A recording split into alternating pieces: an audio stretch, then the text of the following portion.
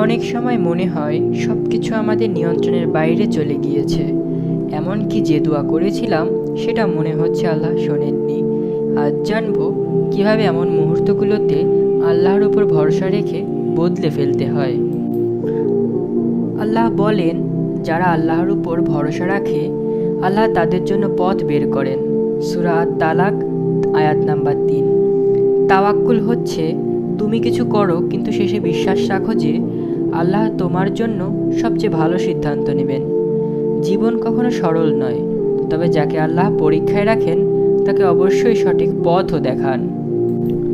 রাসূলুল্লাহ সাল্লাল্লাহু আলাইহি ওয়াসাল্লাম বলেছেন, যখন তোমাদের কিছু খারাপ হয় তখন ধৈর্য ধারণ করা আল্লাহর কাছে সবচেয়ে ভালো। তুমি যখন অসুবিধায় পড়ো মনে রেখো এটাই তোমার জন্য আল্লাহর রহমত, কারণ তিনি জানেন তোমার পরবর্তী সাফল্য। বুখারী ও মুসলিম। তুমি হয়তো এখন বড় কোনো সমস্যা নিয়ে আছো, যেমন চাকরি হারানো, পরিবারে অশান্তি কিংবা আর্থিক সমস্যায় পড়া।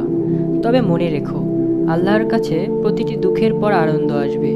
রাসূলুল্লাহ সাল্লাল্লাহু আলাইহি ওয়াসাল্লাম বলেছেন, যখন তোমার অন্তরে শক্তি নেই তখন আল্লাহ তোমার সাহায্য আসবেন। এটা শুধু বিশ্বাসের ব্যাপার নয়, এটা বাস্তব। যতটুকু তুমি আল্লাহর উপর ভরসা করবে ততটুকু তিনি তোমার জীবনে নিজের রহমত দেখাবেন। তোমার ভেতর যা কষ্ট, যা দুঃখ তোমার আল্লাহ জানেন। তবে ভুলে যেও না, ধৈর্য এবং বিশ্বাসের সাথে জীবন চলতে থাকলে আল্লাহ তোমার জন্য এমন এক পথ তৈরি করবেন যা তুমি ভাবতেও পারো না। আজ তোমার হৃদয়ের আশা, ধৈর্য আর আল্লাহর উপর ভরসা থাকুক। ইনশাআল্লাহ কিছুই স্থায়ী নয়, পরিবর্তন সবসময় আসবে, এটা নিশ্চিত। যদি এই ভিডিওটি তোমার মনে আশার আলো জাগায় তাহলে ভিডিওটি সাবস্ক্রাইব এবং শেয়ার করো।